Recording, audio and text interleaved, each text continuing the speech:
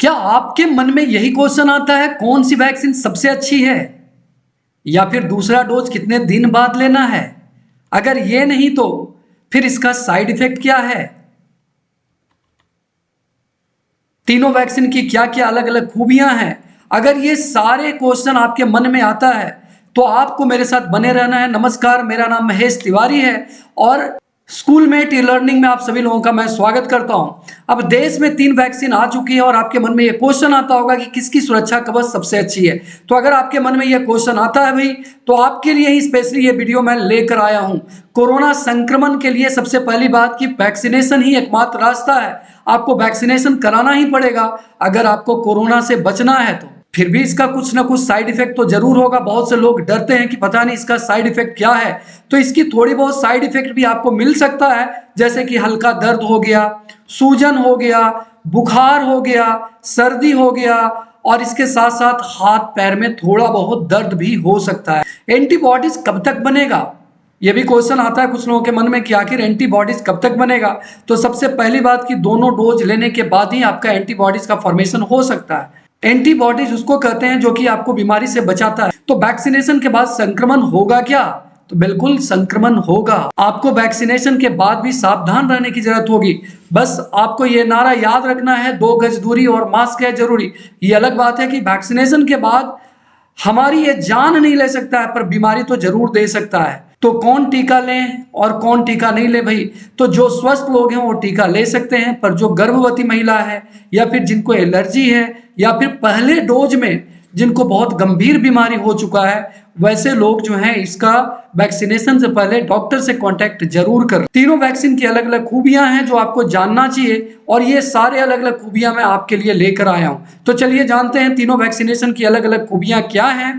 पहला खूबी हम लोग देखते हैं कंपनी का नाम।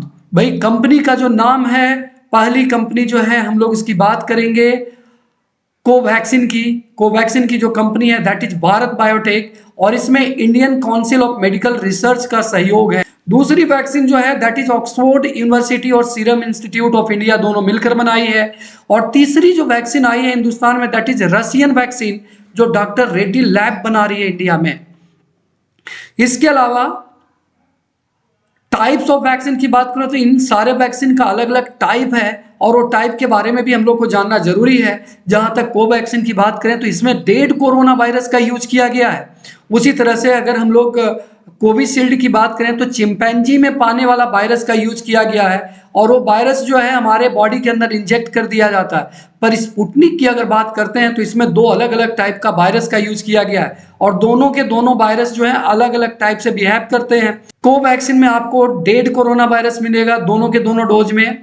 कोविशील्ड में आपको वायरस चिंपैंजी में जो है एडेनो वायरस मिलेगा दोनों डोज में।